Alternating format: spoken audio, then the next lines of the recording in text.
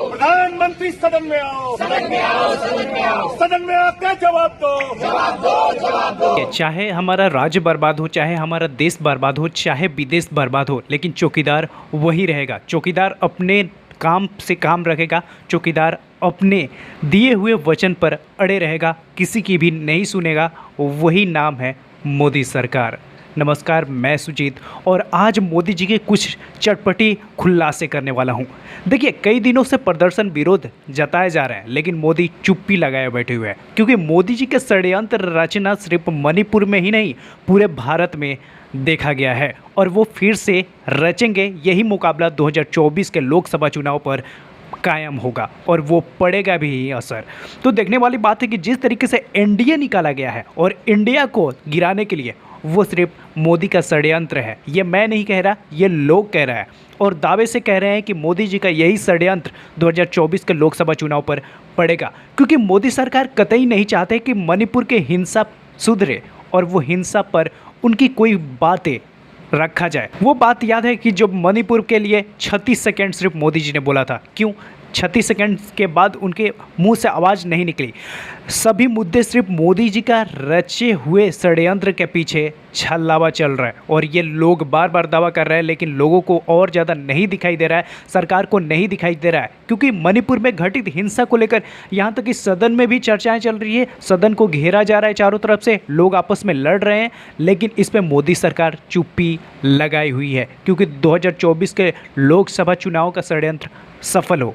क्योंकि यही मुद्दा अगर देश में अभी तक चलता रहा तो देश की बर्बादी तो तय है और वो तो बर्बाद होना ही है, ये सभी दावा कर रहे हैं। तो जिस तरीके से विपक्षी मुद्दा अभी तक ले घेराव चल रहा है और वो घेराव होते जा रहा है, तो बार बार ये कोशिश होता जा रहा है कि आखिर में देश में ये चल क्या रहा है। लेकिन इन मुद्दे को लेकर के यहाँ रणनीतियाँ बहुत तेज हो रही है। यहाँ सदन से लेकर के विधानसभा तक चारों तरफ से घेराव निकाला जा रहा है एनडीए और इंडिया को लेकर, लेकिन देश में तमाम मुद्दे उठ रहे हैं कि वो जिस तरीके से मणिपुर में हिंसा छिड़ा हुआ है वो हिंसा कम हो, लेकिन इस पर कोई भी सरकार नहीं सुनवाई कर रही है। यहाँ तक कि बार बार लोगों कोस रही है बात को कि मोदी सरकार आए और सदन में बोले, लेकिन मोदी सरकार चुप्पी लगाए हुए है, क्योंकि 2024 का षड्यंत्र उन्हें बनाना है और उनको लेकर तमाम देश के मुद्दे यही उठ रहे हैं। लेकिन देश तो बर्बाद के कगार पे है ही, लेकिन विपक्षी दल का यह भी कहना है कि 28 दल जिस तरीके से आज काले कोट पैंट पहनकर सदन में हंगामे करे, उस पर भी वो कुछ खुलासे नहीं किया मोदी सरकार, क्योंकि वो जानते हैं कि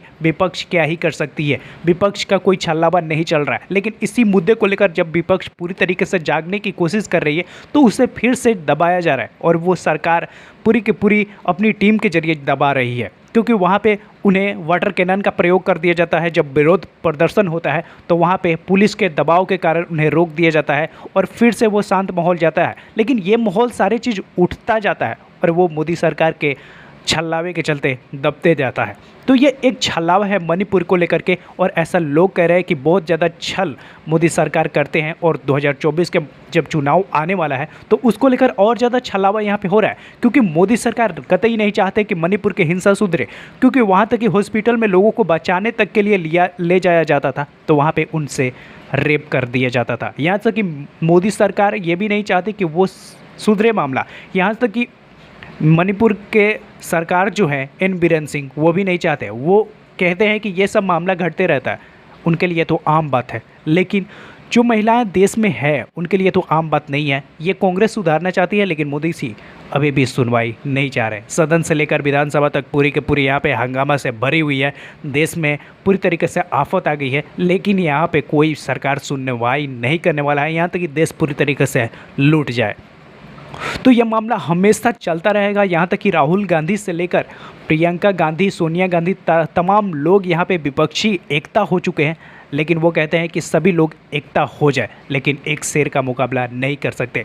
अब देखने वाली बात है कि 2024 का चुनाव जो होने वाला है, आखिर में उसमें क्या क्या हो सकता है और जिस तरीके से बीजेपी अड़ी हुई है अपने बात को लेकर के, आखिर में क्या होता है आगे चल के, ये मामला सब कुछ जानने को मिलेगा। और अभी जिस तरीके से काले कोट पैंट पहनकर विधानसभा को घेरा गया और मोदी को बुलाया गया, उससे लग रहा है कि अभी भी विपक्ष शांत नहीं बैठने वाली है, मोदी सरकार पर हमलावर है हरदम और 2024 के लोकसभा चुनाव के लिए और ज़्यादा रणनीति तेज होता जा रहा है। तो इसको लेकर आपके मन में जो भी सवाल है नीचे कमेंट बॉक्स में हमें ज़रूर बताएं और चैनल को सब्सक्राइब नहीं किया हुआ है तो कर सकते हैं।